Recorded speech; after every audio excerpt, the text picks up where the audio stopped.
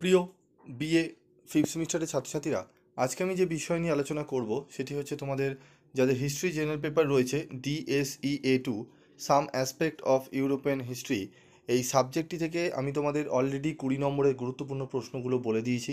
তোমরা প্রিভিয়াস ভিডিওতে তার সেগুলো পেয়ে যাবে। সেগুলো যদি দেখতে চাও এই ভিডিও ডেসক্রিপশন বক্সে তার লিঙ্ক দেওয়া থাকবে, তোমরা দেখে নেবে। তো আজকের এই ভিডিওতে আলোচনা করব কি, আজকের এই ভিডিওতে আলোচনা করব তোমাদের একদম বাছাই করা গুরুত্বপূর্ণ প্রশ্নগুলো, 5 নম্বরের প্রশ্নগুলো, যে প্রশ্নগুলো পড়লে তোমরা 100% কোশ্চেন কমন পাবেই।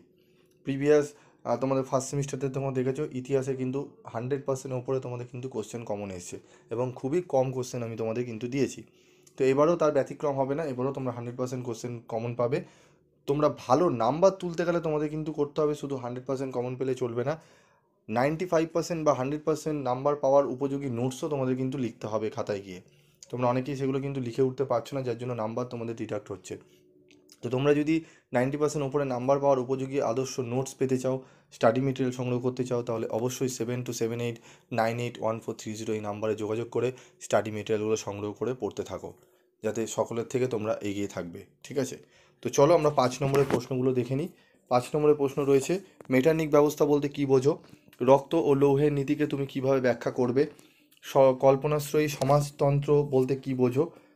1848 সালে ফ্রান্সে ফেব্রুয়ারি বিপ্লবের প্রত্যক্ষ কারণ কী ছিল? নাৎসি সোভিয়েত অনাক্রমণ চুক্তি স্বাক্ষরের প্রেক্ষাপট সংক্ষেপে আলোচনা করো। এমস টেলিগ্রাম কি? ফরাসি বিপ্লবের সামাজিক কারণ কী ছিল? লোকার্নো চুক্তির গুরুত্ব কী?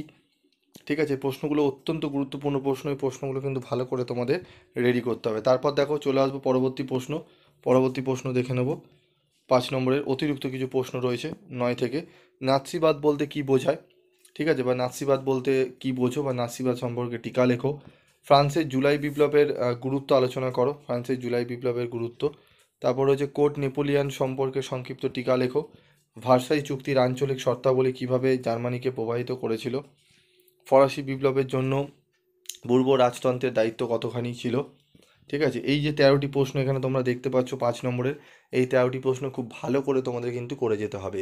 এই 13টি প্রশ্ন এখন থেকেই তোমরা রেডি করো, এবং যদি তোমাদের এই উত্তরগুলো না করা থাকে বা বইতে না খুঁজে পাও, তোমাদের কমেন্ট বক্সে লিখে জানাবে, সেই উত্তরগুলো তোমাদের কিন্তু করিয়ে দেওয়া হবে। ঠিক আছে, আজকের মতো এটুকুই, দেখা হচ্ছে পরবর্তী ভিডিওতে। সকলে ভালো থাকবে, সুস্থ থাকবে।